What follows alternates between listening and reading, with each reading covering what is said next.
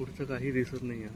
मस्त सकाळची वेळ आहे, वाजले जाता 9:10 वाजले सॉरी.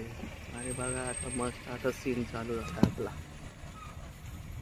चाललाय कंटेनर आणि त्याच्या मागे आम्ही चाललो हळूहळू.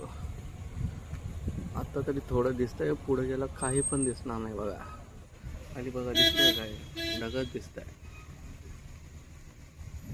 काही दिसत नाही.